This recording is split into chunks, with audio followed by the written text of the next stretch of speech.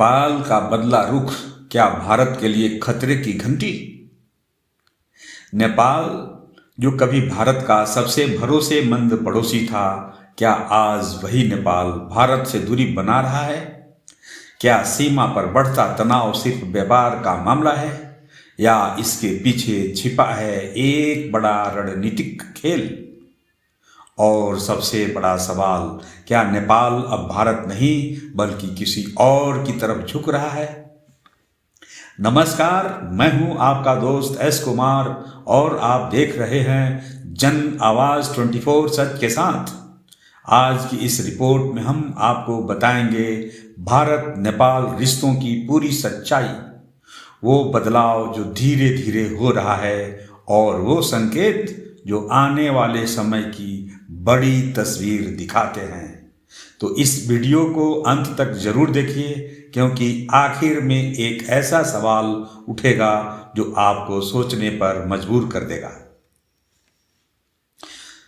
नेपाल में राजनीतिक बदलाव, नई सरकार, नई सोच। दोस्तों, 2026 में नेपाल की राजनीति में बड़ा बदलाव देखने को मिला। नई सरकार बनी और इस सरकार का नेतृत्व कर रहे हैं बालेंद्र शाह, एक युवा चेहरा, नई सोच और पुरानी राजनीति से अलग स्टाइल।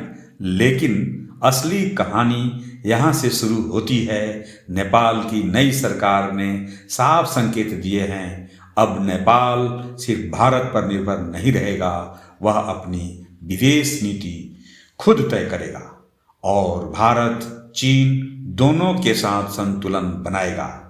अब आप सोचिए, पहले नेपाल को भारत का करीबी सहयोगी माना जाता था, लेकिन अब नेपाल खुद को स्वतंत्र खिलाड़ी के रूप में पेश कर रहा है। इसका मतलब क्या है? इसका मतलब है अब भारत का नेपाल पर पहले जैसा प्रभाव नहीं रहेगा। पहला बड़ा सवाल, क्या नेपाल अब भारत की बात नहीं मानेगा? क्या काठमांडू अब दिल्ली से ज्यादा स्वतंत्र हो गया है? सीमा और व्यापार तनाव, जमीनी सच्चाई क्या है? दोस्तों, अब बात करते हैं उस मुद्दे की जो सबसे ज्यादा दिखाई दे रहा है, भारत नेपाल सीमा। भारत और नेपाल के बीच लगभग 1700 किलोमीटर लंबी खुली सीमा है, जहां लोग बिना वीजा आते जाते हैं, जहां व्यापार आसानी से होता है। यही इस रिश्ते की सबसे बड़ी ताकत थी। लेकिन 2026 में हालात बदलने लगे हैं। नेपाल ने अचानक कस्टम नियम सख्त कर दिए, भारत से आने वाले सामान पर जांच बढ़ा दी गई, टैक्स और ड्यूटी बढ़ा दी गई और इसका सीधा असर पड़ा सीमा बाजारों पर, छोटे व्यापारियों पर, रोजमर्रा के कारोबार पर। कई जगहों पर विरोध प्रदर्शन भी हुए। लेकिन असली सवाल, नेपाल ऐसा क्यों कर रहा है? क्या यह सिर्फ आर्थिक फैसला है या इसके पीछे छिपा है एक बड़ा राजनीतिक संदेश?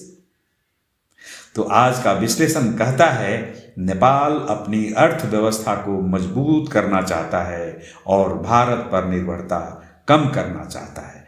यानी अब नेपाल आत्मनिर्भर बनने की दिशा में बढ़ रहा है। लेकिन इससे भारत नेपाल रिश्तों में तनाव बढ़ रहा है। क्या यह सिर्फ व्यापारी नीति है या भारत को दिया गया एक संकेत?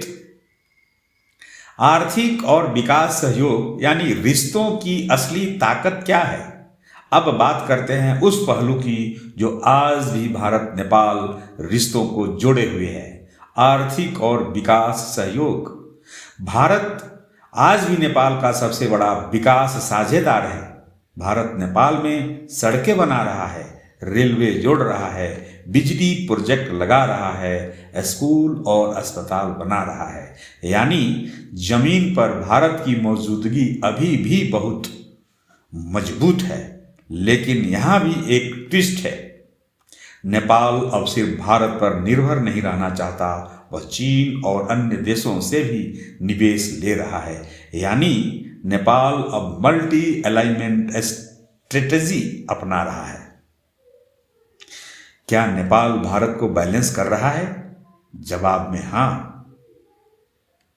चीन फैक्टर असली गेम चेंजर क्या है दोस्तों? अगर भारत नेपाल रिश्तों को समझना है तो एक नाम को नजरअंदाज नहीं किया जा सकता, चीन। चीन पिछले कुछ सालों से नेपाल में अपनी पकड़ मजबूत कर रहा है। इंफ्रास्ट्रक्चर प्रोजेक्ट, निवेश, राजनीतिक संपर्क, और यही भारत के लिए सबसे बड़ी चिंता का कारण है।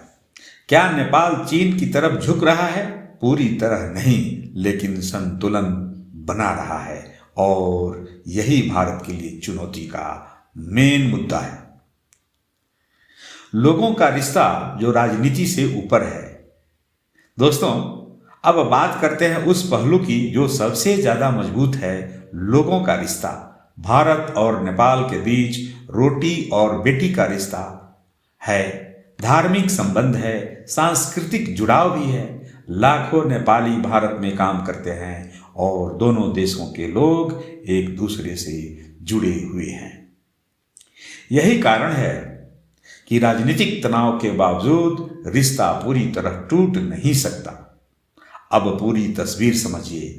नेपाल बदल रहा है, उसकी राजनीति बदल रही है, उसकी रणनीति बदल रही है, लेकिन भारत और नेपाल का रिश्ता खत्म नहीं हो रहा, बल्कि एक नए रूप में ढल रहा है। अब मैं आपसे पूछता हूं, क्या नेपाल का यह कदम सही है? क्या भारत को अपनी नीति बदलनी चाहिए? क्या चीन नेपाल में बड़ा रोल निभाएगा? और सबसे बड़ा सवाल, क्या आने वाले समय में नेपाल भारत का सबसे बड़ा सहयोगी रहेगा या एक नई चुनौती बन जाएगा? 2026 में भारत नेपाल संबंध 3 मुख्य स्तंभों पर टिके हैं: राजनीतिक बदलाव, सीमा और व्यापार तनाव, आर्थिक सहयोग। यानी राजनीतिक बदलाव में नई सरकार, नई सोच और स्वतंत्र नीति। सीमा और व्यापार तनाव के अंतर्गत सख्त नियम, आर्थिक दबाव, बढ़ता अविश्वास, और इसके साथ आर्थिक सहयोग में विकास प्रोजेक्ट, मजबूत कनेक्शन, जमीन का साझेदारी। एक तरफ दोस्ती मजबूत है तो दूसरी तरफ तनाव भी बढ़ रहा है। यानी यह रिश्ता एक ट्रांजिशन फेज में है। नेपाल जो कभी भारत के साथ खड़ा था, क्या अब अपने रास्ते पर चल पड़ा है? क्या भारत को अब अपनी रणनीति बदलनी होगी? और क्या यह बदलाव आने वाले समय में एक बड़ा भू राजनीतिक खेल बनेगा? इन सवालों का जवाब आने वाला समय ही देगा। तो दोस्तों, मैं हूं आपका दोस्त एस कुमार और आप देख रहे थे जन आवाज 24 सच के साथ।